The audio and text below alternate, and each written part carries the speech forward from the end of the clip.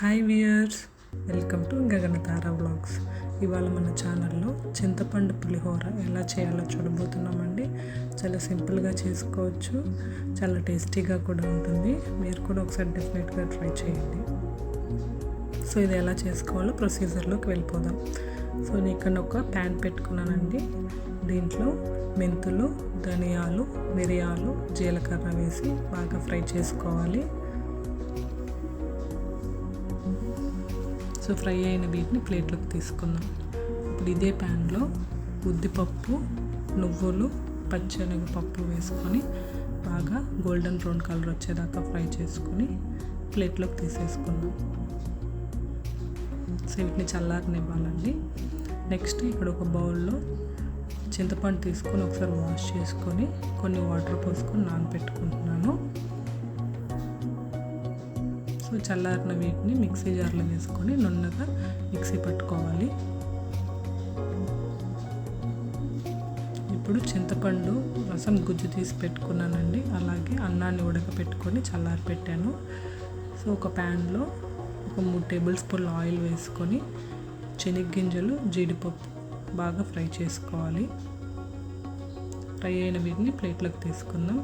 ఇప్పుడు అదే ప్యాన్లో ఆవాలు, జీలకర్ర వేసి ఫ్రై అయిన తర్వాత ఉద్దిపప్పు, పచ్చెనగపప్పు వేసి ఫ్రై చేసుకుందాం.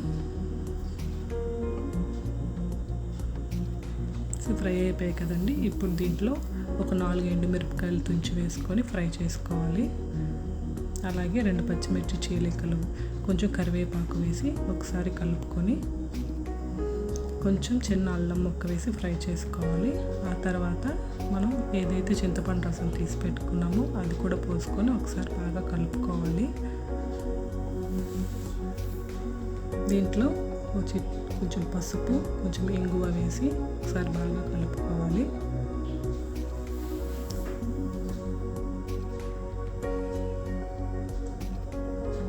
అలాగే రుచికి సరిపడిన సాల్ట్ కూడా వేసుకొని ఒకసారి కలిపి ఆయిల్ పైకి తేలేదాకా ఉడకనిచ్చుకోవాలండి.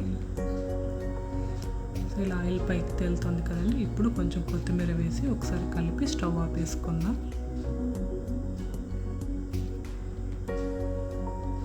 ఇప్పుడు ఒక బౌల్ తీసుకొని దీంట్లో చల్లారిన అన్నం వేసుకుంటున్నాను. అలాగే మనం పొడి చేసి పెట్టుకున్నాం కదండి, ఆ పొడిని కూడా వేసుకొని అన్నం మొత్తానికి బాగా మిక్స్ అయ్యేలాగా కలుపుకోవాలి.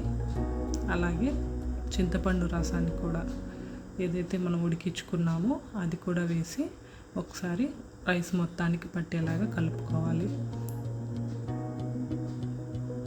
సో మనం ఆల్రెడీ ఫ్రై చేసి పెట్టుకున్నాం కదండి శనగగింజలు, జీడిపప్పు, అవి కూడా వేసి ఒకసారి కలుపుకొని ఫైనల్గా కొత్తిమీర వేసుకుంటే సరిపోతుంది.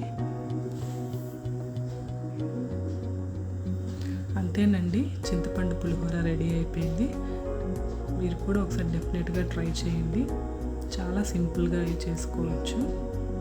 సో మీకు కానీ నచ్చితే లైక్ చేయండి, షేర్ చేయండి, సబ్స్క్రైబ్ చేయండి.